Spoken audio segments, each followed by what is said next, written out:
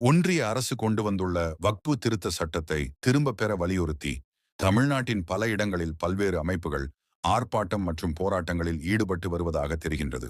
அதன் தொடர்ச்சியாக மயிலாடுதுறை மாவட்டம் சீர்காழி ஜாமியா மஸ்ஜித் பெரிய பள்ளிவாசலில் இன்று வெள்ளிக்கிழமை மதியம் தொழுகைக்கு பிறகு பள்ளிவாசலின் வாயிலில் தொழுகையில் கலந்து கொண்ட அனைவரும் கருப்பு பேட்ஜ் அணிந்து வக்பு திருத்த சட்டத்தை திரும்ப பெற வலியுறுத்தி முழக்கங்களை எழுப்பினர்.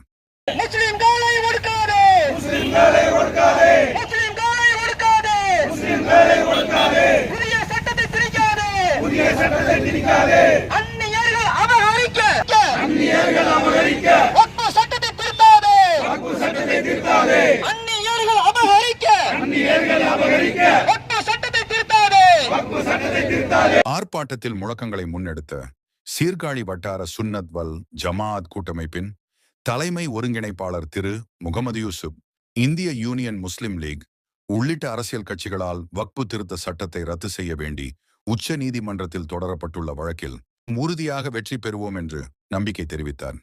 இன்று தமிழ்நாடு முழுவதும் 13,000க்கும் மேற்பட்ட பள்ளிவாசல்களில் வெள்ளிக்கிழமை சிறப்பு ஜுமா தொழுகைக்கு பிறகு மத்திய அரசு கொண்டு வந்துள்ள புதிய வக்பு சட்ட திருத்த மசோதாவிற்கு எதிரான கண்டன கோஷங்கள் எழுப்பும் நிகழ்வு நடைபெற்றது. இந்திய யூனியன் முஸ்லீம் லீக் போன்று தமிழ்நாடு முஸ்லீம் முன்னேற்ற கழகம், மனிதநேய மக்கள் கட்சி மற்றும் முன்னணி அரசியல் கட்சிகள் எல்லாம் அந்த வழக்கில் தொடர்ந்திருக்கின்றார்கள். அந்த வழக்குகள் வெற்றியை பெறும், அந்த நீதி பெறும் வரை எங்களுடைய இஸ்லாமிய சமூகத்தினுடைய எல்லா நிகழ்வுகளும் எங்களுடைய போராட்டங்களும் தொடர்ந்து நடைபெற்றே கொண்டிருக்கும். மேலும் திரு முகமது யூசுப் வக்பு திருத்த சட்டத்திற்கு எதிராக தமிழ்நாடு சட்டமன்றத்தில் தீர்மானம் நிறைவேற்றி உச்ச நீதிமன்றத்தில் வழக்கு தொடர்ந்துள்ள தமிழக முதல்வர் திரு ஸ்டாலின் அவர்களுக்கும் திராவிட முன்னேற்றக் கழகத்திற்கும் தனது நன்றிகளை தெரிவித்தார்.